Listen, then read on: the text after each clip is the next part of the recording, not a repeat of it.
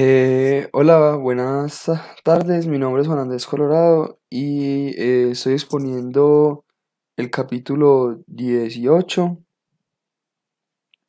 enterococos y estreptococos. Estos son un grupo de bacterias formados por cocos gram positivos posicionados en parejas o en cadenas. Suelen ser anaerobios facultativos y algunos tienen crecimiento capnofílico, lo que significa que necesitan una con dióxido de carbono para su crecimiento. Requieren exigencias nutricionales que suelen ser complejas y son capaces de fermentar carbohidratos y siempre son catalasas negativo. Vamos a ir especificando un poco más de cada uno. Los estreptococos se diferencian de una manera compleja, ya que tienen tres sistemas para su clasificación, donde la primera es el patrón de hemólisis, que ya todos saben que la hemólisis es una destrucción de los glóbulos rojos, pueden ser alfa, beta o gamma. Si es alfa, es hemólisis parcial. Es hemólisis parcial, lo que significa que algunos glóbulos rojos serán destruidos y otros no, y se observa alrededor de las colonias como un halo tipo verdoso, lo que se puede ver pues acá en la imagen que estoy señalando en el momento. Si es una hemólisis beta, todos los glóbulos rojos son destruidos y se ve un halo claro o transparente alrededor de las colonias. Aquí se puede ver que el halo es como transparentoso o claro pues en cuanto a la sangre. Y cuando es hemólisis gamma, significa que hay ausencia de hemólisis y se ve el mismo color del agar. Como se puede ver, solamente se ve el crecimiento de las colonias y hay, o sea, no hay hemólisis, o sea, se ve el mismo color del agar. La otra clasificación es la de Lancefield, que es una clasificación más precisa y ella pues dividió los serotipos de acuerdo a a los carbohidratos de la pared celular, los cuales son A, B, C, F y G, que son pues los más específicos. Antes iban de la A a la W, pero ya son estos los específicos, los dos que acabo de mencionar. Y la última clasificación es de acuerdo a las propiedades bioquímicas, lo que indica que cada estreptococo tiene una prueba bioquímica adecuada para lo que indica una especie. Esas son las tres clasificaciones que existen. Y a continuación voy a estoy mostrando un cuadro de, de las clasificaciones, donde están algunas de las especies representativas de los estreptococos y cómo están clasificados. Entonces, empecemos por el grupo. El Streptococcus pyogenes pertenece al grupo A, lo que significa que el carbohidrato de la pared celular es el A, ¿cierto? Eh, de igual manera, la Galactiae B, el Streptococcus bovis D. Para el grupo Virians no está tipificado, o sea que se clasifican de otro tipo de formas, igual que el Mutans y el Pneumoniae. Por la hemólisis, se puede observar que el Piógenes tiene hemólisis beta, la Galactidae igualmente hemólisis beta, el Streptococcus bovis tiene hemólisis gamma, el Viridans, el grupo Virians tiene hemólisis alfa y el Pneumoniae igualmente alfa. Y acá lo que me refiero con la clasificación bioquímica es que, por ejemplo, el Streptococcus pyogenes es vacitaracina sensible, lo que significa que a la prueba de vacitaracina es sensible, esto lo especificaremos más adelante. La galactia es CAM positivo, el bovis no crece en medios donde el NaCl sea de 6,5%, el grupo Viridans es resistencia a la optiquina y el Pneumoniae es sensible a la optiquina.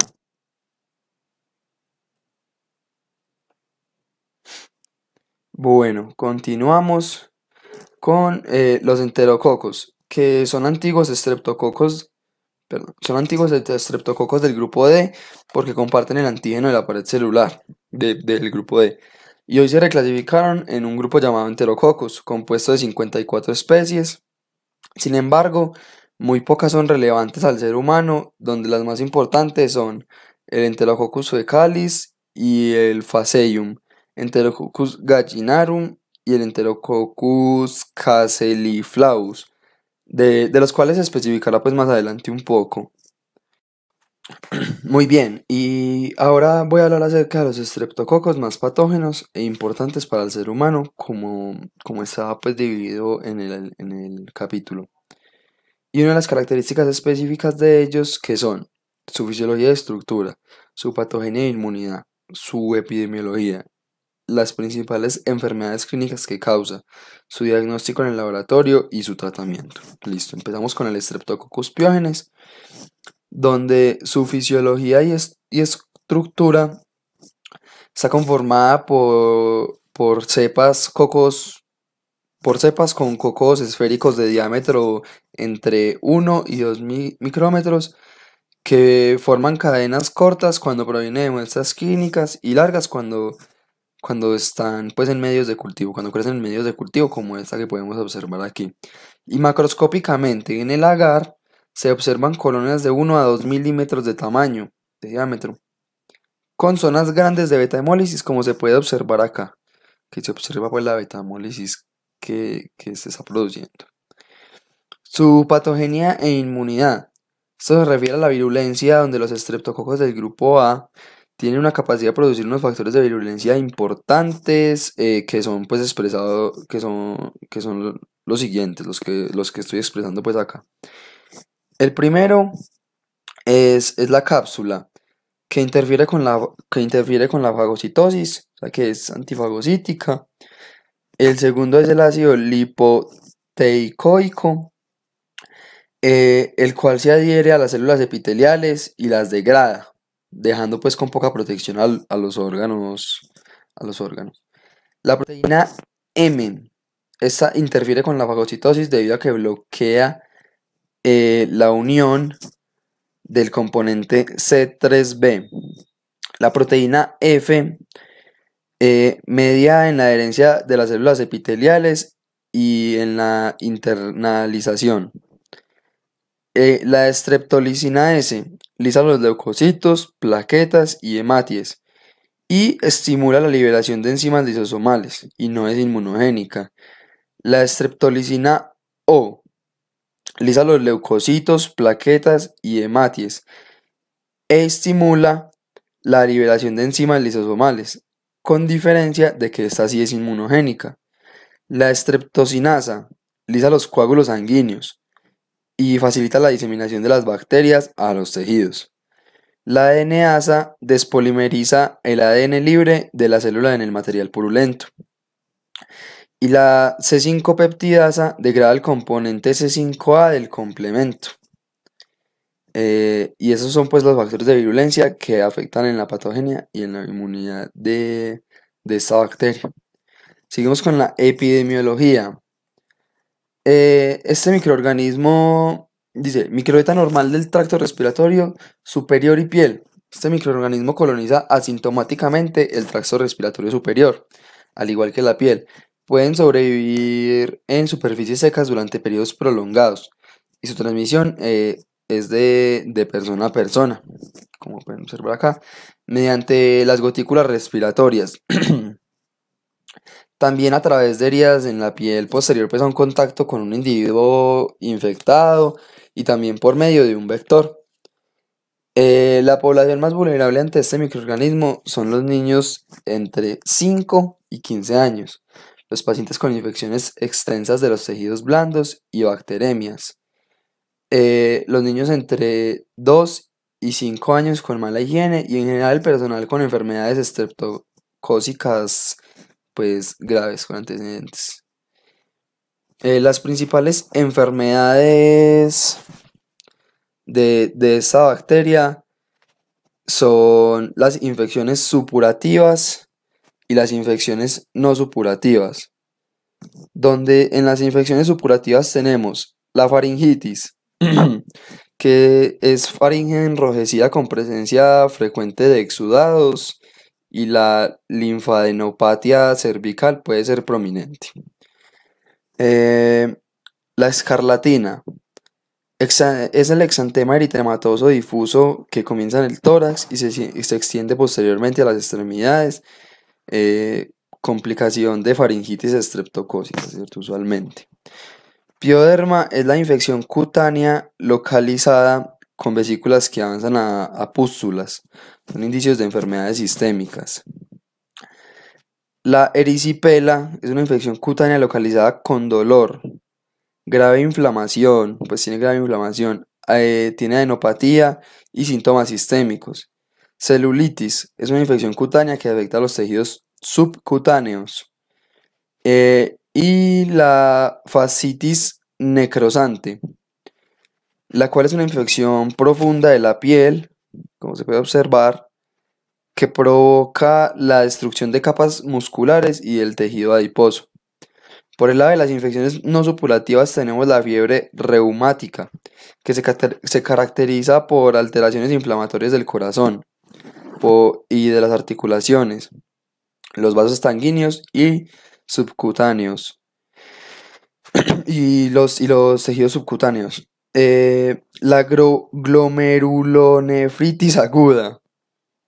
Esta es una inflamación aguda de los glomérulos renales con edema, hipertensión y proteinuria. Listo. Por el lado del diagnóstico de laboratorio, lo primero es tinción de Gram de las muestras de tejidos blancos o sensibilidades en la dermis, con el fin de elaborar un diagnóstico rápido y preliminar de las infecciones producidas. Se realiza una detección del antígeno, que consiste en pruebas basadas en anticuerpos que reaccionan pues, con los hidratos de carbono específicos del grupo de la pared celular de la bacteria.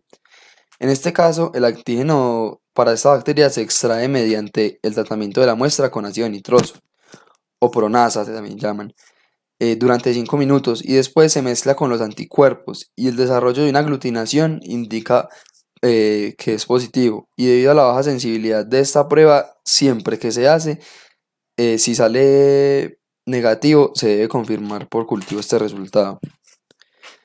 Eh, Para la realización de los cultivos se debe tomar muestras de la bucofaringe posterior sin nada de contaminación. O sea, no se puede contaminar con parte de la encía, con nada.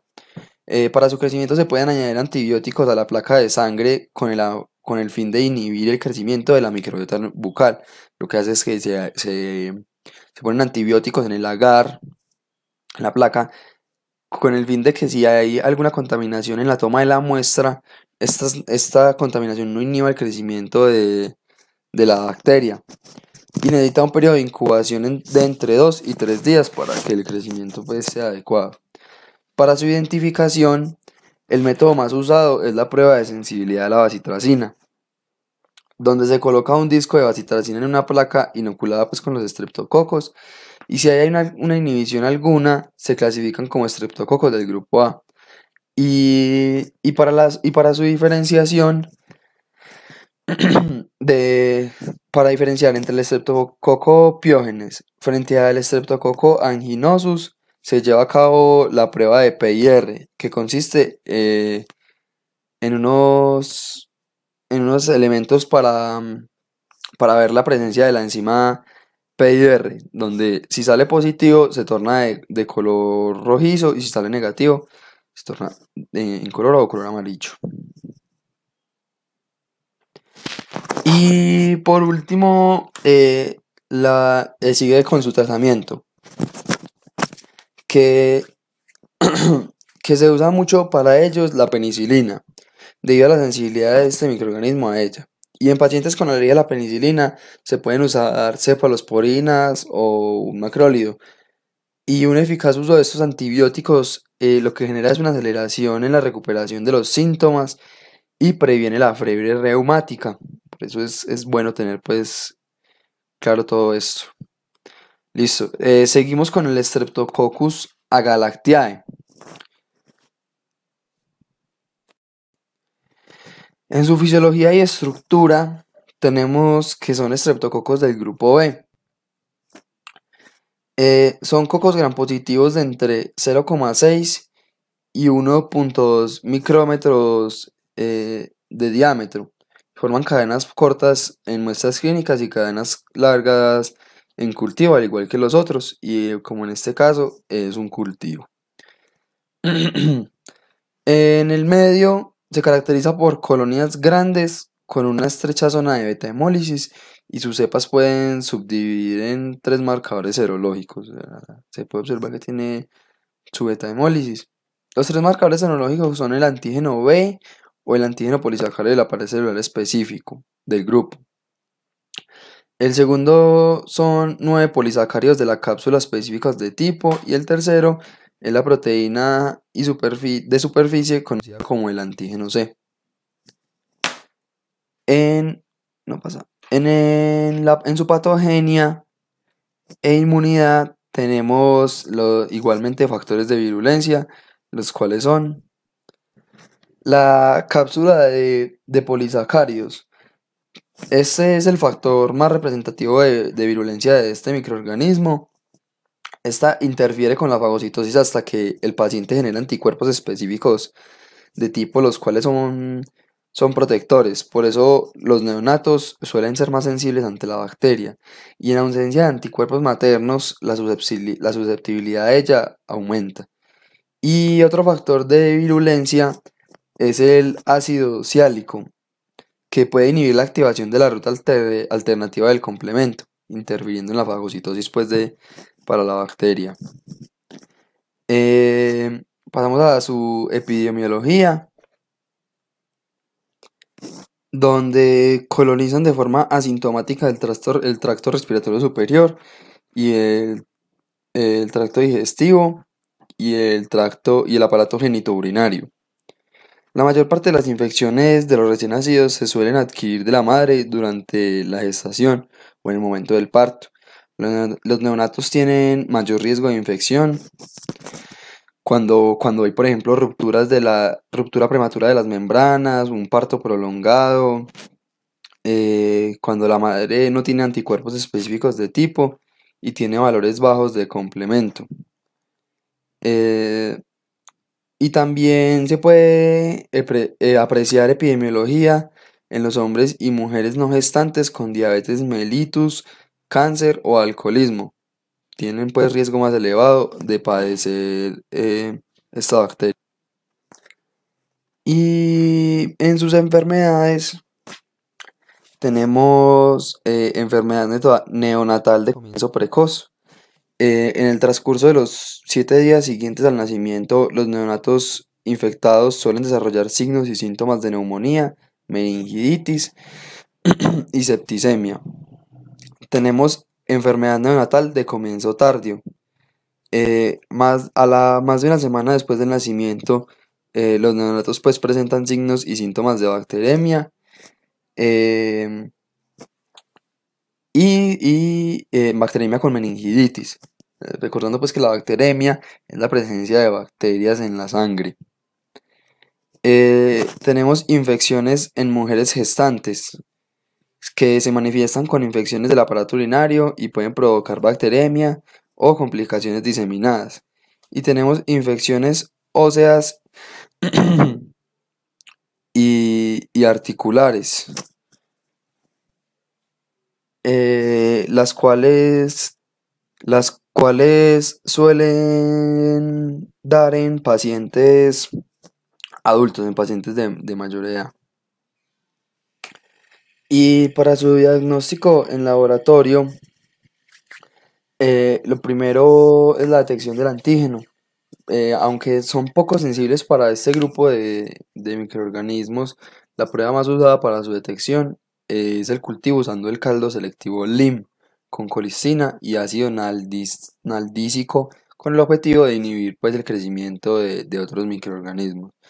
Y también para su identificación y diferenciación se utiliza la prueba CAM, la cual separa el Streptococcus galactiae de los demás estreptococos.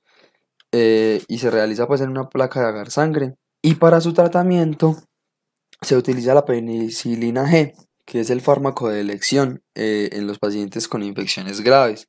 Se usa una combinación de penicilina y un aminoglucósido. Y si el paciente presenta una alergia a la penicilina, se hace uso de la vancomicina. Y continuamos en nuestro curso con el Streptococcus pneumoniae. En su fisiología y estructura podemos observar que es un coco gram positivo encapsulado, también llamado neumococo. Las células tienen un diámetro de 0,5 a 1,2 micrómetros, con forma ovalada o de lanceta, como se puede observar. Se disponen de parejas o en cadenas cortas y es anaerobio facultativo. Y en sus características macroscópicas podemos observar pues que sus colonias miden entre 0,5 y 2 milímetros de diámetro. Se hacen visibles en placas de agar sangre y generalmente necesitan una incubación de 18 a 24 horas. En su patogenia tenemos igualmente los factores de virulencia que se dividen en colonización y migración, donde se encuentran las adhesinas proteicas de superficie, las cuales se unen a las células epiteliales, desprotegiendo pues los órganos. Tenemos la proteasa eh, inmunoglobulina A secretora, la cual altera la eliminación mediada por la inmunoglobulina A secretora, ¿cierto? Tenemos la neumolicina, que esta lo que hace es que destruye las células del epitelio ciliar.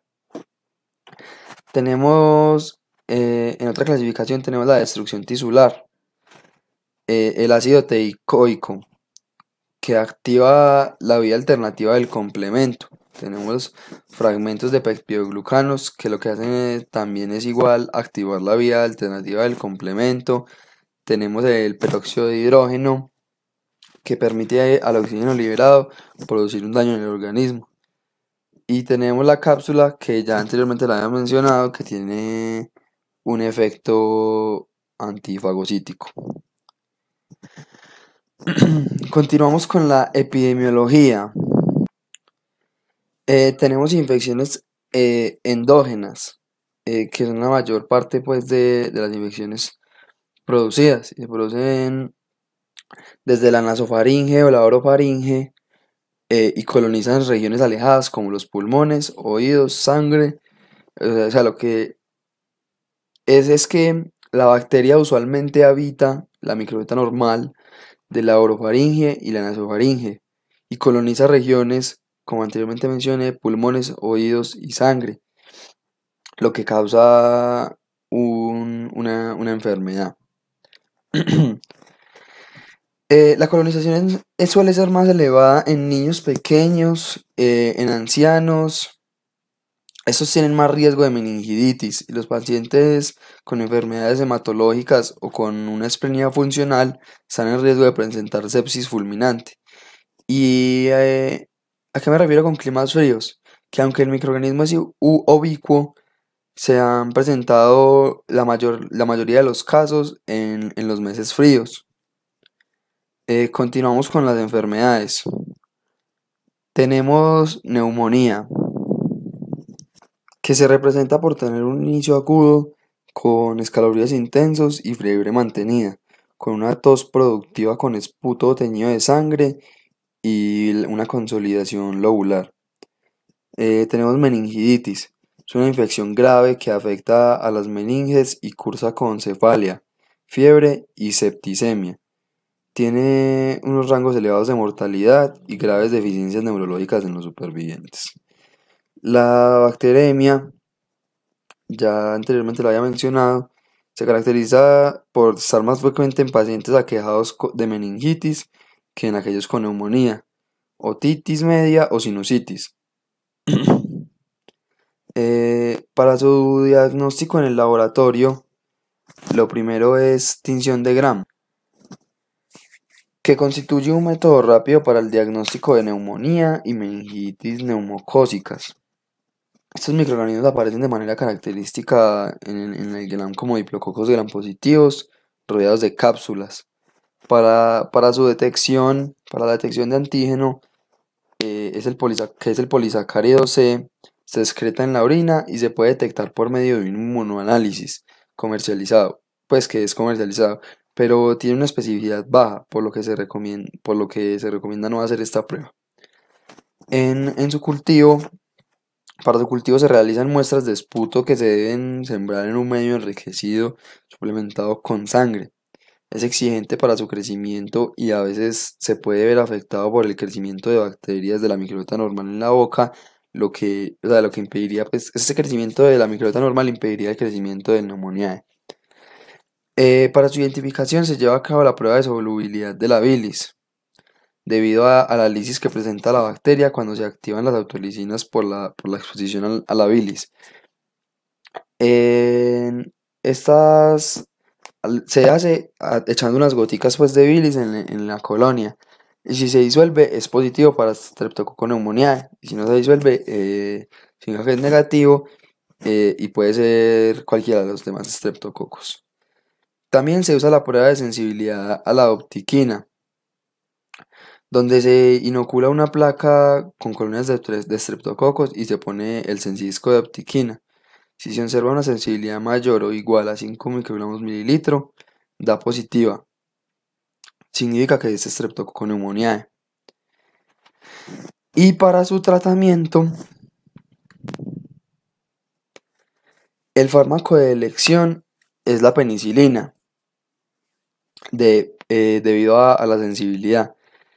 Y aunque cada vez más son las bacterias más resistentes a la penicilina, por eso se le da uso con cefalosporinas, eritromicina, cloransfenicol y la vancomicina. Perfecto, continuamos con los enterococcus. Su fisiología y estructura. Son cocos gram positivos que se disponen en parejas o en cadenas cortas. La morfología macroscópica de estas en el agar suele confundirse con las cepas de Streptococcus pneumoniae y crecen en condiciones aerobias y anaerobias y en presencia de concentraciones elevadas de NaCl, por lo que son pocas pues las condiciones clínicas que inhiben su crecimiento. Su patogenia son igualmente factores de virulencia y que aunque no poseen ese amplio abanico de factores de virulencia como los estafilococos o los estreptococos anteriormente mencionados, tiene dos principales factores de virulencia, que son la capacidad de adherencia, que tiene una capacidad de adherirse a tejidos y formar biopelículas debido a que tienen proteínas de superficie, glicopéptidos de membrana, gelatinasa y pili. Y el otro factor de virulencia es la resistencia que muestran una resistencia inherente a la oxacilina, cefalosporinas, aminoglucósidos o vancomicina, lo que hace pues difícil su contención. Continuamos con la epidemiología. Estas son bacterias que suelen recuperarse de las heces recogidas a partir de los seres humanos y diversos animales. Otro factor epidemiológico es que se obtienen mucho dentro del hospital, o sea, hay mucha obtención intrahospitalaria. Esto es uno de los factores de riesgo más importantes, debido a la utilización de sondas urinarias, catéter intravasculares, hospitalización prolongada y el uso de antibióticos de amplio espectro que generan resistencia. Las enfermedades que suelen causar, lo usual es que suelen haber muchas infecciones peritoneales que son típicamente polimicrobianas, o sea que están asociadas a otras bacterias aerobias o anaerobias y se asocian a la salida de las bacterias a la salida de las bacterias intestinales y suelen dar endocarditis. Para su diagnóstico en el laboratorio, los enterococos suelen crecer fácilmente en agar sangre o en agar chocolate. Se diferencian fácilmente el Streptococcus pneumoniae por medio de pruebas bioquímicas simples, como por ejemplo los enterococos presentan resistencia a la optiquina, en el Streptococcus pneumoniae presenta sensibilidad, no se disuelven al exponerse con la bilis y tienen que dar negativos siempre para la prueba del PIR, y el único que da positivo es el Streptococcus pyogenes. Entonces todas esas pruebas pues ayudan como a diferenciar entre ellos mismos por su parecido. Y Y para su tratamiento se manejan tratamientos complejos debido a que son pocos los antibióticos con acción bactericida ante ellos, por lo que se usan combinaciones sinérgicas de un aminoglucósido y un antibiótico activo en la pared celular, como la ampicilina y la vancomicina. Se han diseñado antibióticos modernos que pueden tratar a los enterococos resistentes a la ampicilina, vancomicina o a los aminoglucósidos. Ejemplos de ellos son linezolid, la daptomicina, la tigeciclina, la quinupristina, pero lastimosamente estos enterococos también están creando cada vez más resistencia a los antibióticos por el mal uso que se les da. Ok, continuamos con los streptococos viridans, que son un grupo específico. En el capítulo no se especificó mucho de ellos. Se puede decir que son cocos gram positivos que se disponen en parejas o en cadenas cortas, son anaerobios facultativos y algunos solamente tienen crecimiento capnofílico. Estos tienen exigencias nutricionales complejas al igual que los demás streptococos y son catalasa y oxidasa negativos, y macroscópicamente suele observarse alfa hemólisis y sus colonias son colonias muy pequeñas, y la mayoría de las cepas no poseen un hidrato de carbono específico. Se ha descrito su radiactividad con algunos hidratos de carbono, y esto es particularmente cierto pues para los miembros del grupo Anginosus y Bovis específicamente. Las especies indicadas en este grupo, al igual de las demás, son, como ya lo mencioné, excelentes para su crecimiento.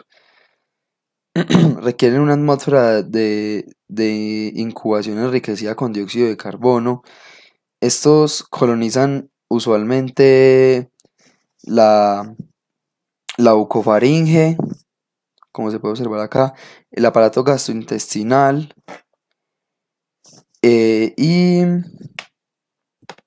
el aparato geniturinario, y rara vez se encuentran en la superficie cutánea, puesto que los ácidos grasos presentes son tóxicos para ellos.